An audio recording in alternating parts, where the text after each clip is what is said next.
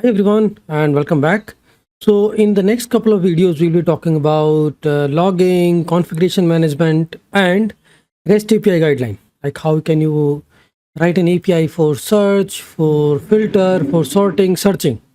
I mean you need to be good at how you can design the API spec and how all these query parameter, path parameter are being passed in the NestJS using DTOs.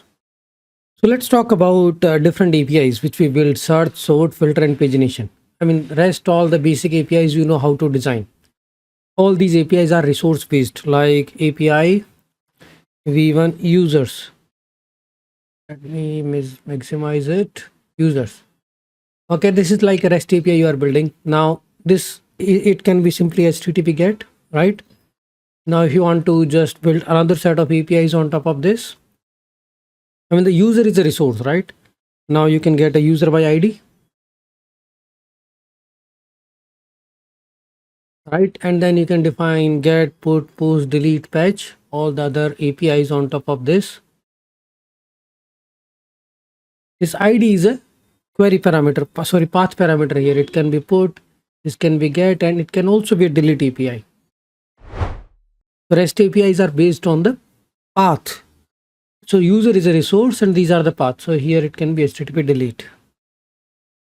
Further, if you want to build something like, okay, I want to get all the courses which are assigned to this user, or all the comments which this user has already created,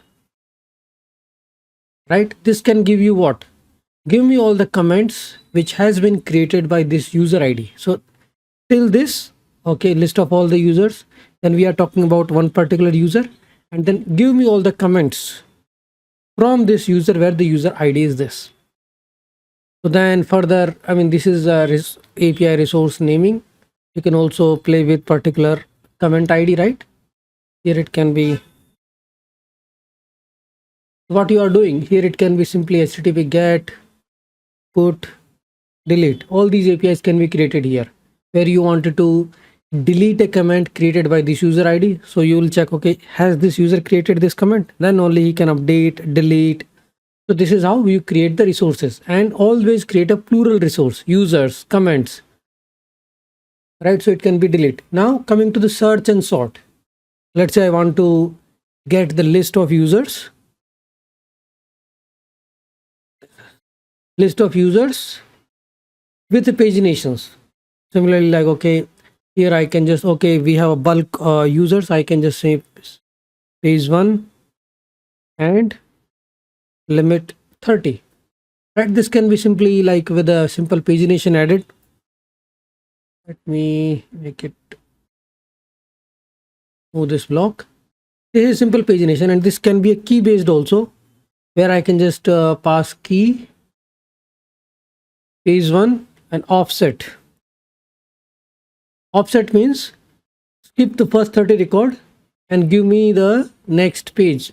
Here offset and limit, you will pass only offset and limit, because offset means skip these 30 record and give me the 10 records after that. And here is a page and limit. Either you use a page and limit or limit or offset.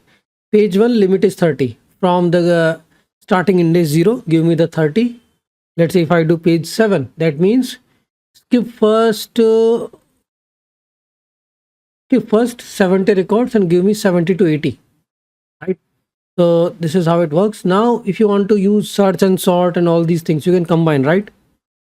You can also do the filtering, where you can say, okay, name should be TKS, right? So I'm doing a filtering here, names and first name, last name. Name is this and email is. This is called filtering. This is pagination. This is filtering, and you can also provide a sub search also in this. Here you can simply say, okay, give me where search term equal to text. So then your API needs to define, okay, where it is going to search, which search term. You might be searching it in the name, or you can simply provide name equal to text, right? So we are going to talk about how you can make them standard search, sort, and filter APIs, because in most of the APIs you deal with a search. sort and filter. These are really important stuff. So search, sort and filter and pagination. So what this API is talking about, I mean, this is how I design my APIs. Whenever I need to filter something in the data. So what I'm doing, filter user ID, filter org ID. So maybe I have a list of users. I just wanted to filter out all the users. I mean, just one user which has this UID and the org ID is this. This can be filtered, and similarly, you can just create this filter object like this. So if you talk about in this detail, this is talking. It's not selecting. Here we are creating actually a filter object. And we can just add all the conditions in this filter, okay? You can add further conditions, okay? Filter name should be like this. When you have a bulk of data and you wanted to filter based on the criteria from the UI, then you can provide these kind of filters. Similarly, you can mix the filter with the sorting, right? So this is pagination with the sorting.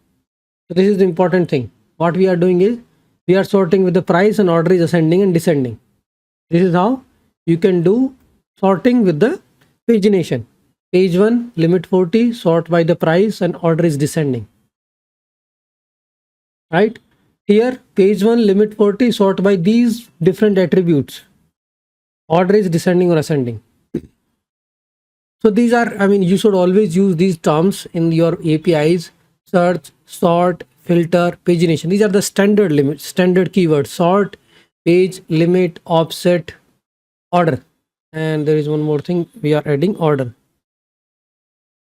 जो front end developer उसको भी clear रहेगा कि what kind of sorting you are using, sorting कर रहे हैं, searching कर रहे हैं. तो अब ये ही similarly we need to just define all these. What are these attributes? अब आप देखोगे these are nothing but a query parameters. Anything. So what is query parameter, what is path parameter? I think जो Node.js developer है सबको पता है. वैसे जैसे मान लो यहाँ पे जो मैंने यूज़ किया, these are path parameter, ID path parameter. But आप जब ऐड करते हो name equal to hello, this is query parameter, this is path parameter. और जो भी आप बॉडी में भेजते हो वो रिक्वेस्ट बॉडी हो जाती है.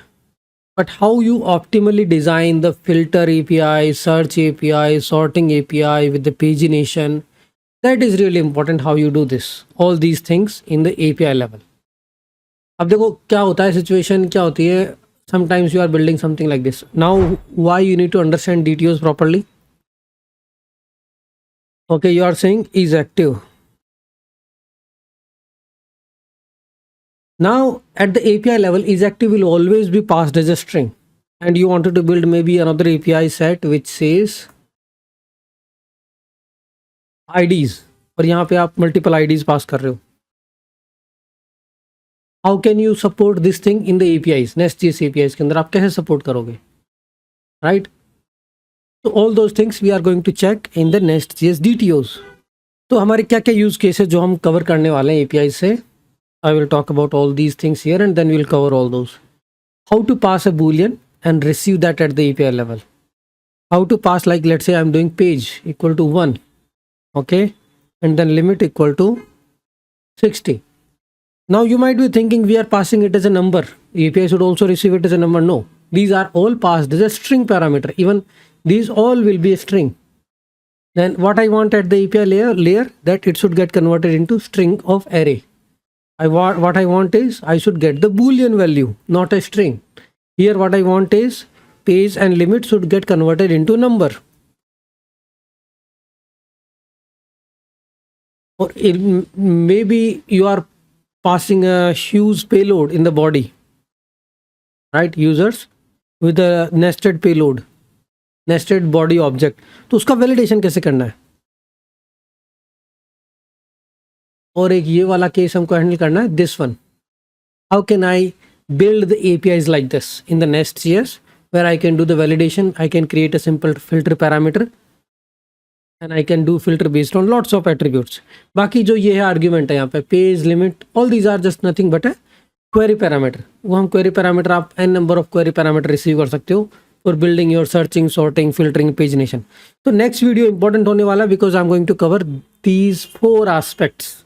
How you handle these, how you transform these string into number, string into boolean, number into string into number, and how you do the nested payload validation.